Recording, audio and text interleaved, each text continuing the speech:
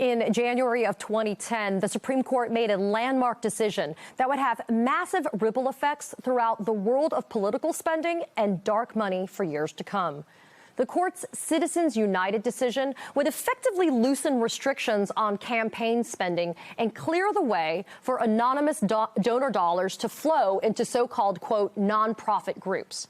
And now Politico reports that months ahead of that Supreme Court decision, Ginni Thomas, the wife of Justice Clarence Thomas and the conservative judicial activist Leonard Leo, she and Leonard Leo were working together to form an organization to benefit from that pending ruling.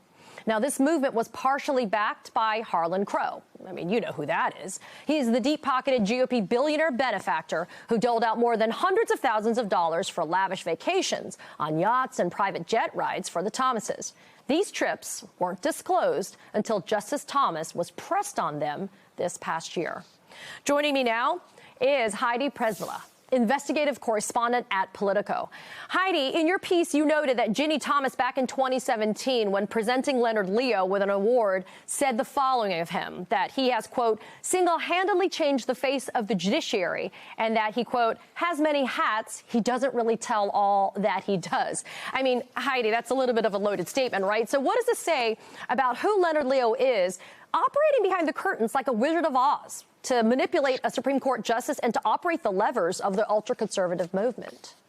Yeah, Katie, you nailed the main theme here, which is we're not just talking about billionaires funding luxury vacations anymore who don't have interest before the court. We're talking about the nation's most prolific Supreme Court conservative advocate organizing secret payments directly to the wife of a Supreme Court justice. These are payments via a group that became a juggernaut, filing briefs seeking to influence the Supreme Court on key issues like abortion, on key issues that they couldn't get done, the conservative agenda, legislatively.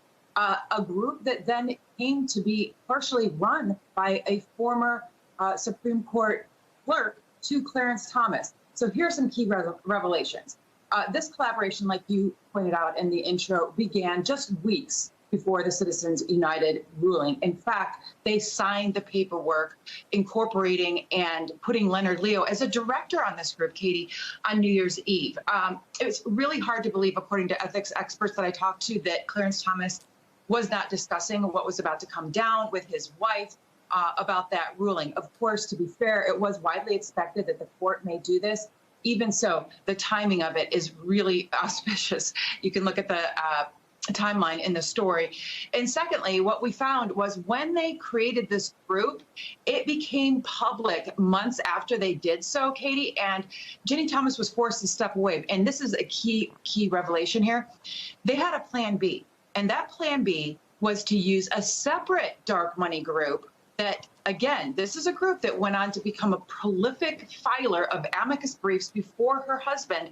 That group was used to secretly pay her and to collaborate to arrange payments to her. Now, we were told by Leonard Leo's representatives that they would not tell us, and this was over the span of several weeks, whether those payments ever stopped, Katie. Now, those groups are still in existence, right? She started her consulting business, and that group, that dark money group, started to receive payments right around the same time when their original experiment blew up. And of course, by nature of dark money, we can't tell exactly who was paid for what, why she was being paid, what she was doing. There's all kinds of other ethics and legal issues here that we can unpack, but that's basically the overview. You know, Heidi, I just wanted to harp on something here and remind our viewers. Number one, Citizens United was a 5-4 decision. So it was very close in terms of what that decision ended up being. The fact that this company, this organization, was formed just 7 days before Clarence Thomas voted in favor of that majority opinion, I think obviously smacks of the reality that he needed to be recusing himself off of it. But I did want to ask you this, because your piece is fascinating. It says in 2021, Leonard Leo's fund, the 85 fund, collected $117.3 million in anonymous funds. You just mentioned it a minute ago about how there isn't transparency on where this money is coming. The money flow is obscure, this dark money flow. Why is the system built or structured in a way that allows for this type of dark money? Well, that's a great question. And a lot of folks who responded to my story, Katie, said, well, it's time to roll back Citizens United. Well, unfortunately, it's not going to be that easy, even if there was a support for doing that, to unring that bell, because it wasn't just Citizens United. That opened the door to this, to all additional lower court rulings, to new campaign finance laws. And to answer your question about these groups in particular, it's because Citizens United decided that corporations we did not risk corruption by allowing corporations and billionaires to have an equal voice to, a Philadelphia housewife. That them pouring all of this money into the system without any accountability, without any transparency, did not risk corrupting the system. And so as long as they are able to say what they're doing is not in support of a particular political campaign, even though it is very, very political and it definitely has a political